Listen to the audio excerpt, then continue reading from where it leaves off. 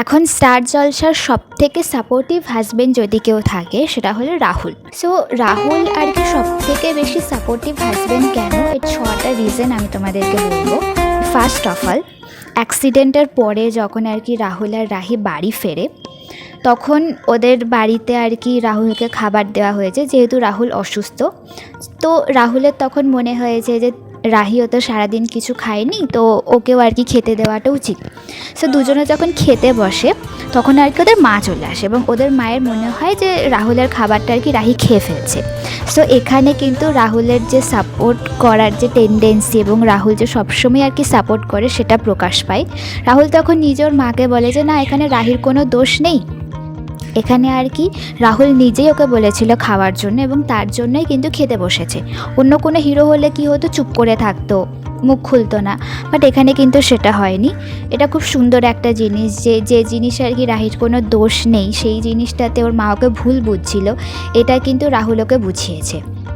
Second একটা ঘটনা যেটা হলো, রাহি যে আর কি জব করতে চায় ওর কলেজে প্রফেসর, এটাতেও কিন্তু রাহুল ওকে সাপোর্ট করেছে। ও ঠাকুমাকে বলেছে যে ওদের বাড়িতে আর কি পুজো আছে এবং পুজোর জন্য রাহুল ওকে নিয়ে যাচ্ছে, এবং এর পরেও আর কি আরও নানা রিজন দিয়ে আর কি রাহিকে বাড়ি থেকে নিয়ে যায়, যেরকম সেলাই শেখানোর ক্লাস বা অন্য কোনো আর কি কাজের জন্য। এখানেও আর কি ভীষণভাবে আর কি রাহুল ওকে সাপোর্ট করে।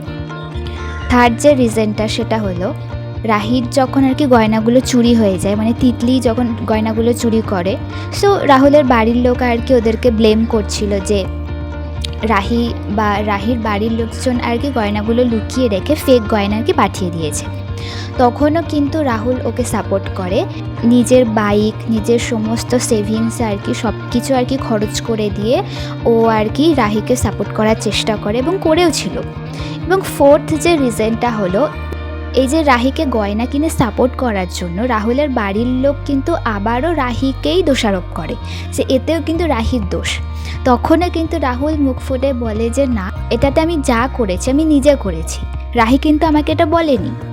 ও বাড়ির সবার এগেনস্টে গিয়ে আর কি এই সত্যি কথাটা বলে দেয় যে এতে রাহির কোনো দোষ নেই, আমি নিজে আমার সমস্ত সেভিংস আর কি খরচ করেছি, নিজে আর কি বাইকটা বিক্রি করেছি, তারপরে আমি রাহিকে নিজের মন থেকে হেল্প করেছি।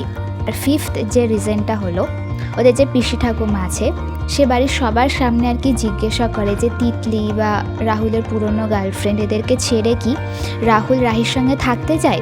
সেখানেও কিন্তু রাহুল আর কি রাহিকে সাপোর্ট করে বলে যে হ্যাঁ, ওই মানুষটার সঙ্গে কিন্তু থাকবে এবং ওই মানুষটাই কিন্তু ওর ওয়াইফ, এখনও পর্যন্ত লিগ্যাল ওয়াইফ।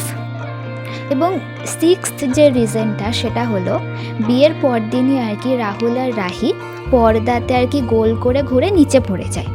তো এখানে যথারীতি কী হয়, ওদের যে শাশুড়ি বা পিসি ঠাকুমা এরা সবাই মিলে রাহিকে ব্লেম করে যে রাহির আর কি মান সম্মান কিছু নেই, খুব বেহায়া মেয়ে, কী করছে, সব নোংরামি করছে।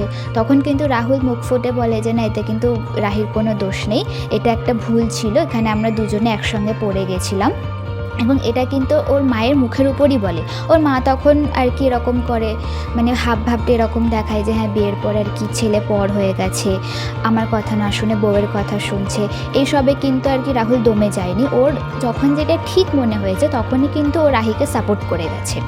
এবং আমরা চাই যে এই সাপোর্টটা যেন সিরিয়ালের এন্ড পর্যন্ত থাক।